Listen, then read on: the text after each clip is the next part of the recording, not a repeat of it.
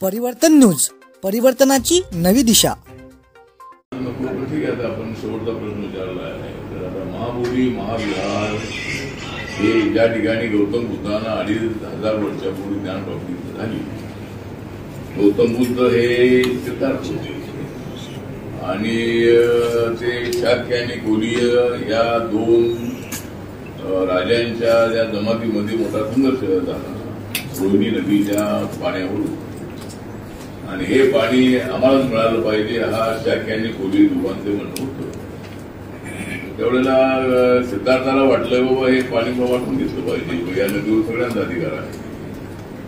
म्हणून गौतम बुद्धांनी आपलं विग्रहत्याग केला आणि ते बोधगया या ठिकाणी जाऊन बसले। त्याला ज्या ठिकाणी ज्ञानप्राप्ती झाली त्या ठिकाणी महाबोधी महाविहार हे त्या ठिकाणी बांधण्यात आलेलं आहे। आणि त्या ठिकाणी भंते अनागारी नावाचे श्रीलंकेचे मोठे भंते होते, त्यांच्या प्रयत्नांनी ते बुद्ध विहार त्या ठिकाणी बांधण्यात आलेला आहे।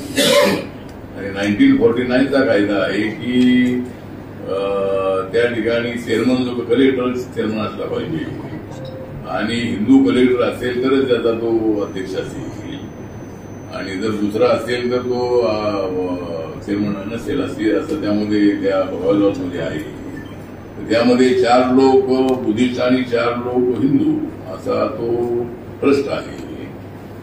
तर साऱ्या देशातल्या बौद्धांची मागणी अशी आहे की बाबा हे आमचं बुद्ध विहार आहे, बुद्धांचं मंदिर आहे, त्या ठिकाणी त्यांचं हिंदूकरण नको। हिंदू धर्माला आमचा विरोध नाही, हिंदू जे आहे बाबासाहेबांचं संविधान सर्वांसाठी आहे आणि बाबासाहेबांनी धर्मांतर केलं ते या देशातला धर्म स्वीकारलेला आहे, संपूर्ण आधारलेला आहे। तर आमची मागणी अशी आहे बाबा हे सगळे ट्रस्टी आणि चेअरमन आमचाच असावा, आमचा बुद्धिस्ट असावा, त्यासाठी आमचं आंदोलन सुरू आहे। आम्ही आता 14 ऑक्टोबरला सर्व रिपब्लिकन पक्षाचे गट, सगळे बौद्ध भिक्खू, सामाजिक संघटना, बुद्धिस्ट सोसायटी ऑफ इंडिया अशा सर्वांचा एक भव्य मोर्चा मुंबईला ठेवलेला आझाद मैदानामध्ये आणि त्याला लाखोंच्या संख्येने लोक उपस्थित राहतील।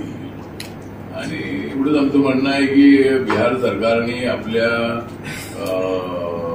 जो कायदा आहे तो कायदा 26 जानेवारी 50ला संविधान स्वीकारलं त्याच्या अगोदरचा कायदा आहे, त्यामुळं त्या कायद्यामध्ये बदल करावा आणि सगळे ट्रस्टी हे बुद्धिस्ट असावे अशी मागणी आहे। त्यासाठी देशभर आंदोलन चालू आहे आणि मुंबईमध्ये